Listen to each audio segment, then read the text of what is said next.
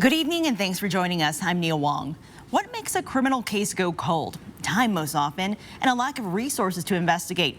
Both are factors in a 1989 homicide remaining unsolved almost 31 years later. But tonight, that victim's sister is speaking on camera for the first time, hoping for justice. Now, this is Russ Evans. He was 13 years old when he was hit by a car and possibly beaten as well.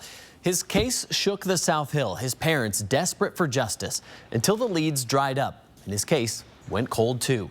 Tonight, Melissa Luck has the new call for leads as 4 News Now investigates who killed Russ Evans.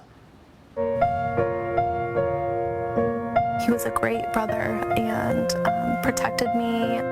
How long do you hold on to the memory He was very loving. of the single worst day of your life? It's been 30 years. 30 years, 8 months, and 9 days, in fact, since Diana Gulick went to bed and her life changed forever. She wasn't there when a driver found her 13-year-old brother Russ lying in the road. She was just 5 years old then, but she does remember the next morning. My mom had me come sit on her lap, and she told me very slowly, which I thought was helpful instead of just kind of dropping it on me. I remember crying, and the funeral that followed. The funeral was actually on my mother's birthday. She visits them both now in the plot they share at Holy Cross Cemetery. The date of his death and the date of her birth, heartbreakingly close together. Much of what Diana remembers from that time comes from a journal she found after her mom's death, a record she kept for her daughter during the saddest time of their life. I got a call from your school. You needed me, so I came and got you. You cried and cried. You talked about how sad you were that Russ was gone. You wanted to know if he was looking both ways when he crossed the street.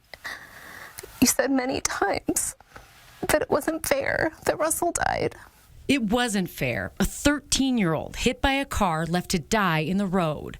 Russ was a student at Libby Middle School. He loved basketball. He was a son and a big brother. It instilled a fear in me at a very young age that for any reason, someone could kill you. You wouldn't know why. You wouldn't know who did it. His death changed a family and set in motion a mystery still unsolved. It was ruled a homicide, and so the statute of limitations is never going to be up. So what do we know about what happened to Russ Evans that night back in 1989? We know from weather reports it was unseasonably warm that night. School was just a couple of weeks from getting out. Russ and a friend were here in Lincoln Heights. They got into an altercation with a group of boys, possibly over a girl. But the groups broke up and went their separate ways.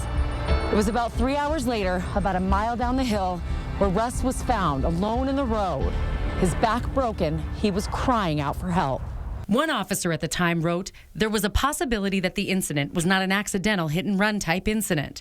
There was possibly other evidence to indicate this may have been an assault or even an intentional homicide.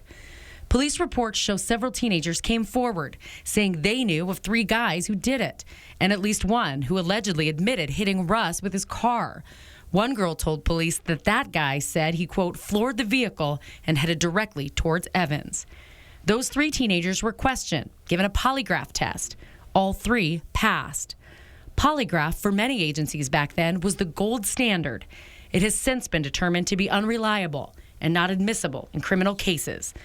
The case was sent to prosecutors who never filed charges, but Russ's parents did not give up, hiring a private investigator and even turning to the #1 crime show of the era, hoping for clues that would lead to their son's killer. Spokane, Washington, June 4th, 1989. The leads came and went and have continued all these years later. While her memory of that awful time is still fresh, Diana knows someone else's must be too. Because it's been 30 years, some of the people that have been so scared to come forward might feel, obligated or feel safe enough to do that. When you read the report, the evidence just stacks and stacks and stacks. There is DNA in this case. She just needs someone to dedicate time to the case, and she's fighting for other families too. Diana's reached out to city council members, the mayor even, hoping for resources dedicated to solving Spokane's cold cases. She knows others in our community might share the same horrifying belief. So I'm sharing a city with someone who murdered my brother, who was a child. Diana has long made peace with her brother's death, but it doesn't mean she won't fight for justice for whoever killed him. She believes she knows who did it, and she knows they may be watching this right now. Say you know who you are and who you were with that night. It's clear to me from the evidence that I've read that you don't trust each other very much.